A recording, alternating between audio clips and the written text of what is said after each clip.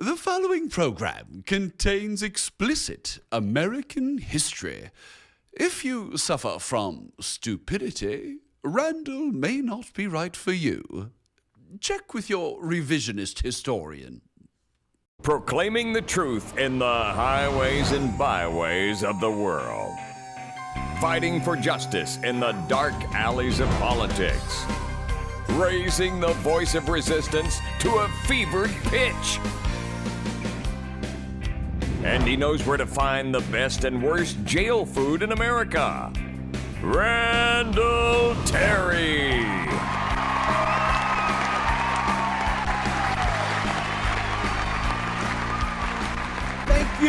Thank you, ladies and gentlemen.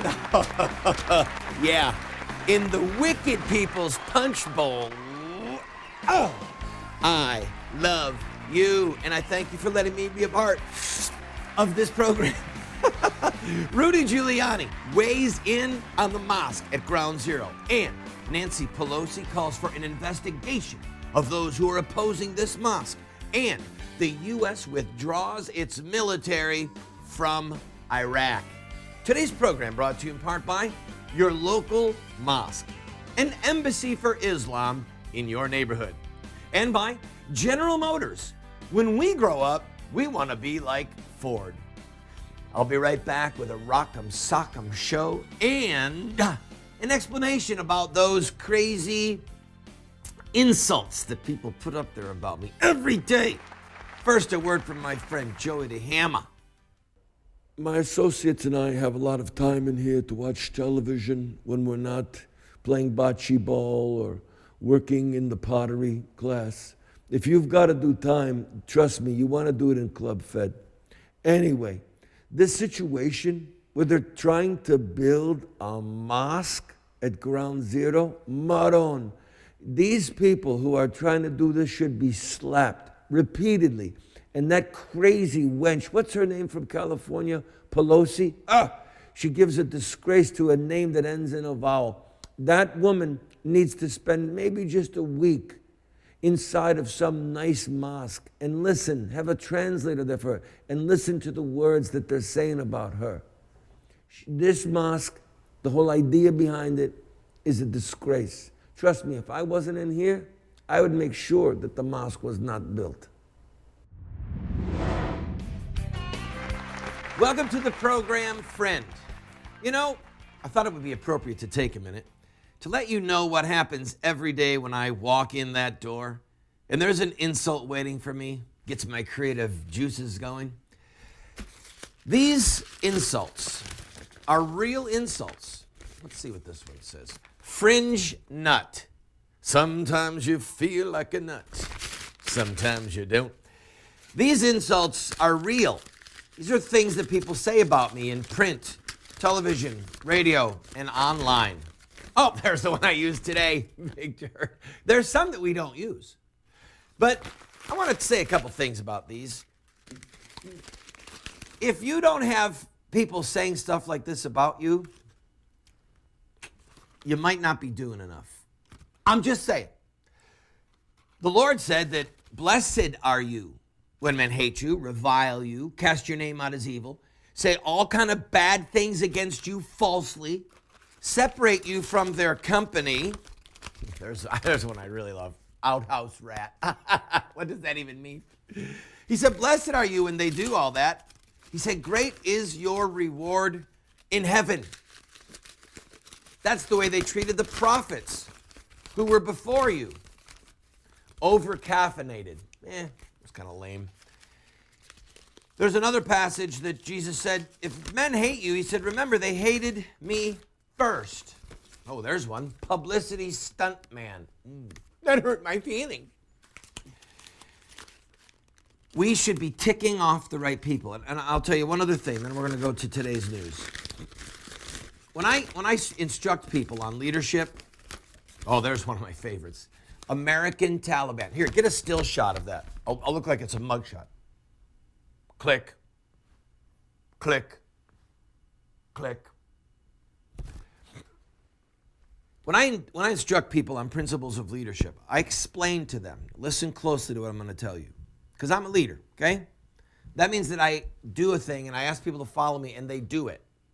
All right, if you don't get anyone to follow you, you're a guy taking a walk, okay? A leader has someone following him. But I tell people, look, when you lead in any event, any battle, any political thing, you're going to have people who come up to you privately.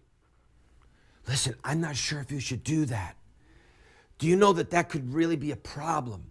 There's people that might think, well, you're an extremist. They'll start making excuses. They'll try and cut the guts and the courage out of you. I tell people, listen, and I'm telling you, ask to see his bars and his scars. His bars and his scars. How many bars does he have on his shoulders? If he's a leader in his own right, well, maybe he's a captain, maybe he's a lieutenant, maybe he's a major, a colonel. Say, what have you led in? What battle have you fought? Who followed you in that battle? What was the fruit? Show me your great victories. Show me your hapless defeats. Say, I want to see your bars. But more importantly, ask to see his scars. Who doesn't like you? Who hates you? Who has left a mark on your back in battle? If you don't have the right scars, you don't have the right enemies. If you don't have the right enemies, then you're not really a warrior. And a lot of times people will come up to you giving you advice designed to pull you out of the battle precisely because they're working for the enemy at that moment. They might not know it. Maybe the enemy is fear. Maybe the enemy working in their soul is they're afraid of what people will say about them. They're afraid of hurting people's feelings. They're afraid of losing an invitation to a party or losing a job or not getting a promotion. Who knows?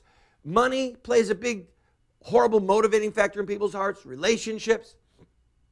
But at the end of the day, if someone comes to you and gives you advice about a battle and they have no scars on their back, don't trust them. The only exception would be someone who is too young to have the scars of battle. I'm going to take a quick break. When we come back, the Mosque at Ground Zero, Rudy Giuliani, General Motors, so much to talk about, and a song. You're going to love the song, even if you hate that buzzing noise. Ooh, I hate that. Turn that thing off. One of my friends is breaking his smoking habit by sucking on an electric cigarette. It gives him a shot of nicotine with every puff. I think he's just changing brands to a brand he could smoke in the house.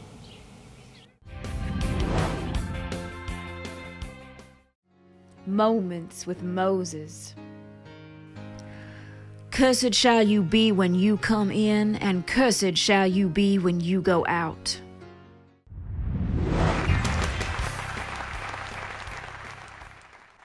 If you want to give me your own insult, I love that one, anti-choice terrorist, yeah. Go to overturnrow.com, overturnrow.com, and you can insult me there. Just find that little place where it says contact us. Send your insults. We'll put them on the air. Nancy Pelosi. Oh, the words that we have to describe this godless, feminist, pusillanimous wench. I don't know if she's demon-possessed or if they just sit on her shoulder and talk in her ear. But she's crazy, okay? And she's evil. I got that out of my system. On a radio show in New York City the other day, she called for an investigation, wanting to know where people are getting all this money to fight against the mosque being at ground zero. Nancy, sweetheart, you know, I want to talk condescendingly to you for a minute, sweetie, because obviously, Precious, you've got yourself all worked up. Are you working too many hours, honey? Are you over your pay grade, Precious? Listen, you don't belong where you are, okay? You've lived out the Peter principle. You understand? You got to the level of your incapability. You're not fit to be where you are. I know that you probably haven't had anyone sit down, sugar, and tell you this, all right? I love what you've done with your hair, by the way. And I love the makeup, okay? And you're a beautiful dresser. You really are. But you're out of your league, sweetheart. Okay? Where we get the money? Oh, you want to know that? It's America! You Nazi, fascist. What's a female sow? Female pig is a sow. And I mean those insults, by the way, in Christian love and with surgical precision. Call me if you need some more advice, precious, okay? Yeah. Rudy Giuliani, on the other hand, Rudy got it right. Ooh, I love some of these quotes from Rudy Giuliani. Where's my Rudy quotes? He said that if you want to put I love it when I'm not ready to do a show. Rudy said, if you want to have this mosque be there, you're not a healer, you're a warrior. He said that it would bring more division and vice and hatred. Well, who's the man behind all this? There's his picture on the screen. Faisal Abdul Rauf. He's an imam from around the corner there in New York City, where he's been one since 1983. Well, he's trying to sell himself as a moderate. What is a moderate Muslim? By the way, I've got to tell you this. Beginning on August 30th, for 7 days of broadcasting, we are going to do a 7-series special looking at the words and deeds of Muhammad and comparing them to the words and deeds of contemporary terrorists and those who call for violence or commit acts of violence from the Muslim world. So tell your friends, mark it down on your calendar, join us. Anyway, Mr. Rasul, or rather, that's his, I apologize, Mr. Rauf, Abdul Rauf, he is a moderate. Let me read to you something. The moderate Muslim who wants this mosque there, the Cordoba house, smells like fine Corinthian leather. He recently did an interview overseas in Arabic to an Arabic station, okay? He went there, by the way, on your dime and my dime. We paid for it. The federal government, the State Department, paid for him to be an envoy for President Obama to travel around. I guarantee you he was fundraising while he was there. Trust me. Saying, hey, would you pony up $5 or $10 million for us to build this mosque? Vile. Ugh.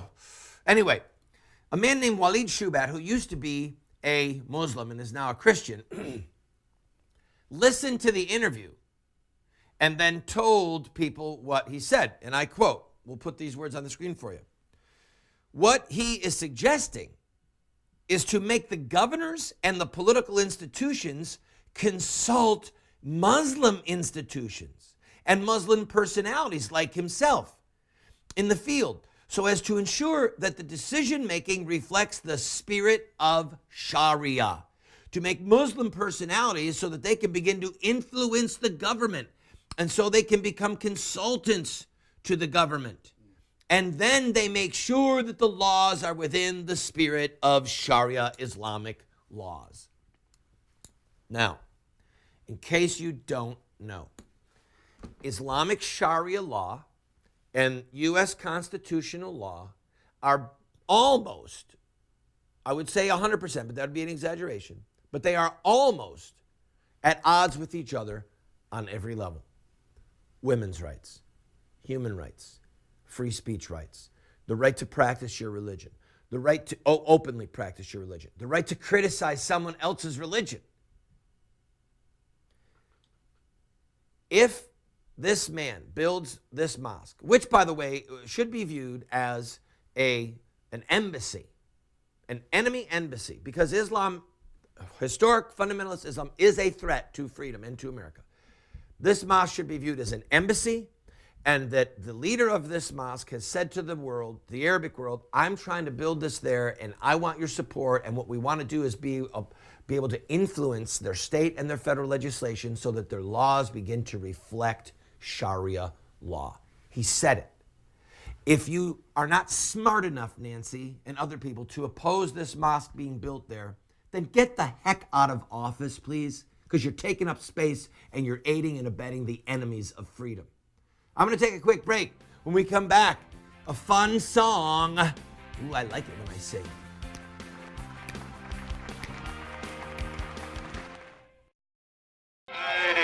gentlemen and people of Terry B. Want to invite you to a party in hell.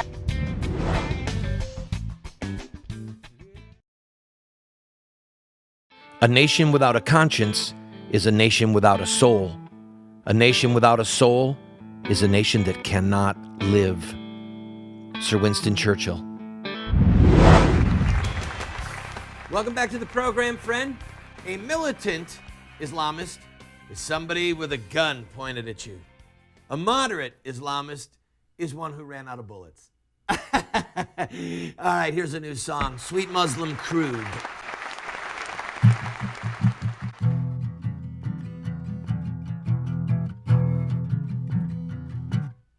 Need some juice for your wheels. $4 a gallon, baby, keep it real. Fill her up, don't be sad. You made my cousin Akbar real glad. Made my cousin Akbar real glad. Keep buying sweet Muslim crude.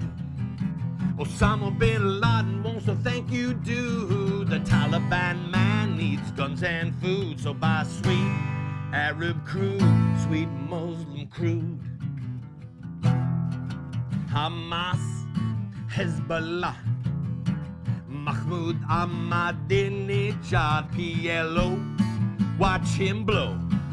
Got the money for the job from a stop and go. Got the money from a stop and go in Idaho. Keep buying sweet Muslim crude. Osama bin Laden wants to thank you, dude. The Taliban man needs guns and food, so buy sweet Arab crude, sweet Muslim crude. Oh, don't drill, don't baby drill. Got some infidel Americans we wanna kill. Allah be praised. And got the money for my training from the USA. Got the money for my training from the USA.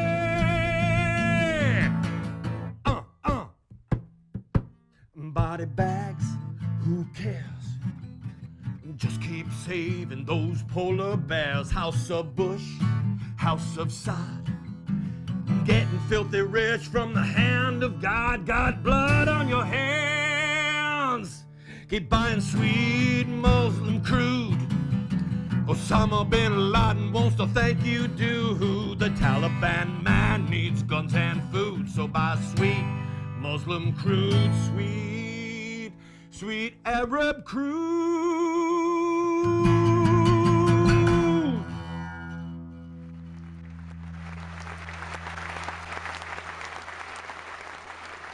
Thank you, thank you. You know, all kidding aside, do the math. Do the math. The fact that we are buying crude oil from nations that are funding terrorism is suicide on the installment plan. Next week, we are going to do shows on cultural activism, social revolution. Watch the shows. The following week, for 7 days actually, taking us all the way to the Tuesday after Labor Day, we are doing 7 shows on Muhammad, the words, the deeds of Muhammad, and how contemporary terrorists and Muslims that call for violence are emulating the words of Muhammad. I promise you this will be unlike anything that you have seen on Discovery Channel, History Channel, the news, anywhere. The research that we have done is unimpeachable. You want to see these shows. Okay? I'm going to take a quick break. When we come back, a word from one of our founding fathers. Be right back.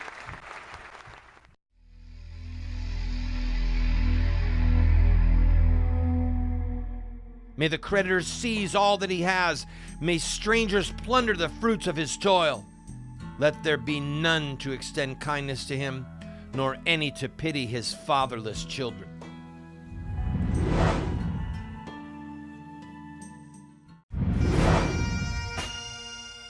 George Washington said, "If the freedom of speech is taken away, then dumb and silent we may be led like sheep to the slaughter." Nancy Pelosi wants to investigate those who are speaking out against the mosque being at Ground Zero in New York City. In other words, she wants to browbeat them, intimidate them into silence. We must not stop raising up our voice. Please remember, all next week, training series on how to be a social revolutionary, a peaceful one. And then the following week, the words and deeds of Muhammad himself and how Islamic terrorists are trying to imitate those words and those deeds. Tell your friends.